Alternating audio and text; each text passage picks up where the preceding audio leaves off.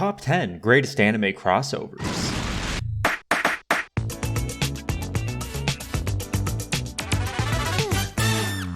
Studio Gainax casts a long shadow, one of the longest in the industry, between creating some of the most popular anime of all time, birthing some very successful studios, and the Gainax bounce, the anime jiggle. They created that monster.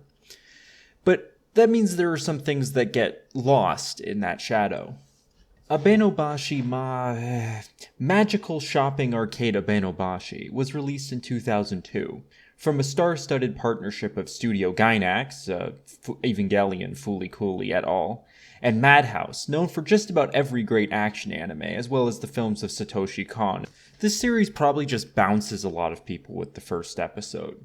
It's largely a pair of kids wandering around having perfectly normal anxieties about their lives in the future.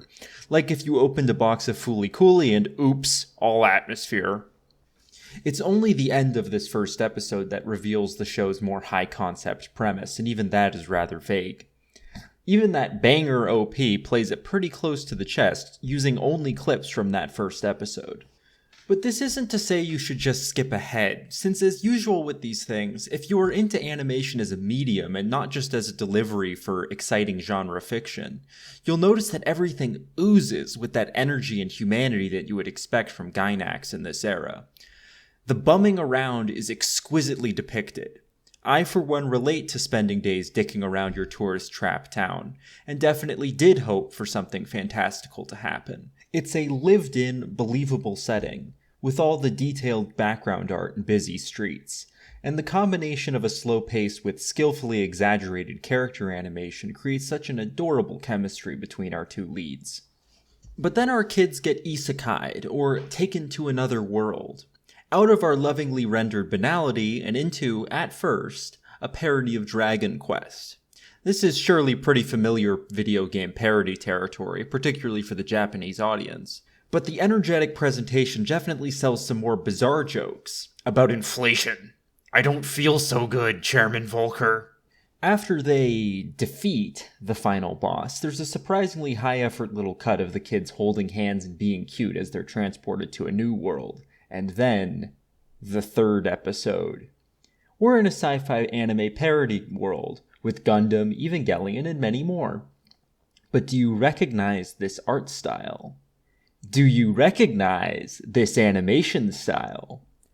This is where the show has one big party trick. Hiroyuki Imaishi. This is the guy who does all that crazy unbound hype anime. Your Gurren Lagann, your Promare, your Kill la Kill. And this, as far as I can tell, is the first time that all of his creative energy was truly cut loose with him in the director's chair. Yeah, I know, he previously raw-dogged episode 19 of Kare Kano since Anno had gotten tired of her, but that doesn't really count because look at this shit. It's crass, unhinged, and totally fucking hysterical, as our girl freaks out and ultimately blows up the entire universe in pursuit of her stolen panties. It's the sort of thing that, if it's on your wavelength, will be laughing in spite of yourself, as I was.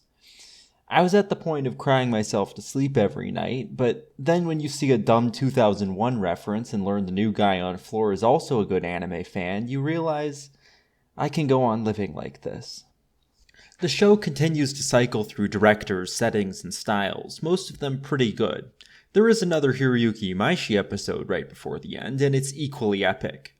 But also an arc starts to take shape, as Hideaki Anno takes another crack at slaying that old dragon, otaku escapism.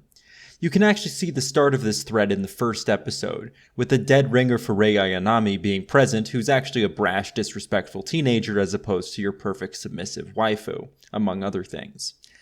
It's established that Sashi here is actually creating all these genre fiction jerk-off sessions from his mind, trying to escape the complications of their real life. Though, unusually, the ultimate resolution is not just to accept life as it is, but to, for lack of a better word, grow up and learn to use your creative skills in more three-dimensional ways. Fun is not verboten, but you need to expand your Rolodex of reference material beyond your basic young adult entertainment, military errata, etc. Just like how Hideaki Anno's many inspirations range far and wide outside anime, with his love for old Japanese nationalist war films like the Battle of Okinawa overwhelming an entire episode of this show. Perhaps at the end of the day, this is why Magical Shopping Arcade Abenobashi doesn't seem to have made as much of an impression. Whatever its merits as art, comedy, animation showcase, unlike many anime, they avoid creating much of an escapist fantasy. Each of the settings is too obviously one-dimensional and comedically charged to promote ideas of becoming the most legendary hero but with a twist, or settling down with your harem. But that's okay, because I can live in this reality, as long as there's shows like this to give me that big dumb smile.